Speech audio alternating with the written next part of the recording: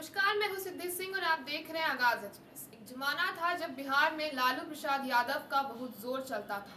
उनका असर सिर्फ बिहार तक सीमित नहीं था बल्कि दिल्ली तक महसूस होता था। कांग्रेस के नेता राहुल गांधी केंद्र में सबसे बड़ी पार्टी के प्रतिनिधि होने के बावजूद लालू यादव से मिलने बिहार आया करते थे, क्योंकि उस वक्त बिहार में लालू यादव का प्रभाव कांग्रेस से काफी ज्यादा था। आरजेडी और कांग्रेस का साथ कोई नया नहीं है। 1999 से 2019 के लोकसभा और विधानसभा चुनावों में दोनों दल अक्सर साथ रहे, लेकिन इस गठबंधन से आरजेडी को कोई बड़ी सफलता नहीं मिली। सीधे शब्दों में कहे तो आरजेडी को बार बार मायूसी ही मिली है। सिर्फ 2004 के लोकसभा चुनाव को छोड़ दे, जहां आरजेडी ने 22 सीटें जीती थी, बाकी किसी भी चुनाव में कांग्रेस के साथ होने से उसे खास फायदा नहीं हुआ है। उल्टा उसे नुकसान का ही खामियाजा भुगतना पड़ा है और नुकसान उठाना पड़ा। 2014 में नरेंद्र मोदी की लहर के बीच भी आरजेडी ने 4 सीटें जीत ली थी, लेकिन कांग्रेस सिर्फ 2 सीट पर सिमट गई।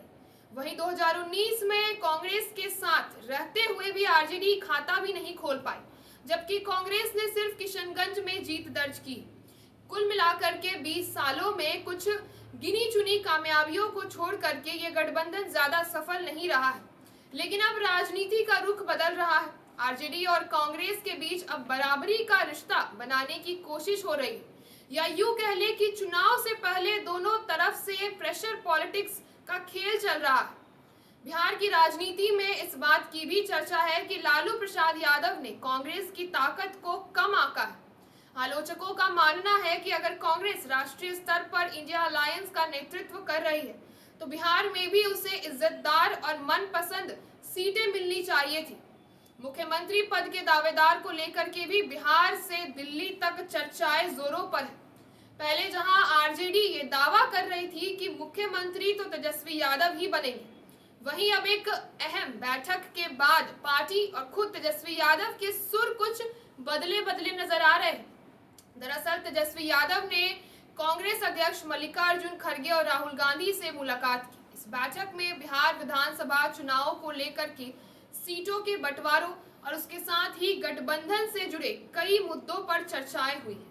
इस बैठक में खड़गे के आवास पर जो है काफी कुछ बातचीत हुई और खड़गे के आवास पर इसे आयोजित किया गया था, जिसमें कांग्रेस महासचिव केसी वेणुगोपाल, बिहार कांग्रेस प्रभारी कृष्ण लावरू, प्रदेश कांग्रेस अध्यक्ष राजेश कुमार, आरजेडी नेता मनोज झा और संजय यादव भी मौजूद थे। जो तस्वीरें सामने आई है उसमें यही संकेत मिलता है कि ये बैठक सकारात्मक रही।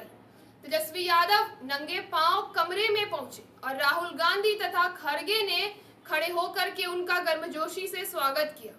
पहले सभी ने हाथ जोड़े और फिर एक दूसरे से हाथ मिलाए।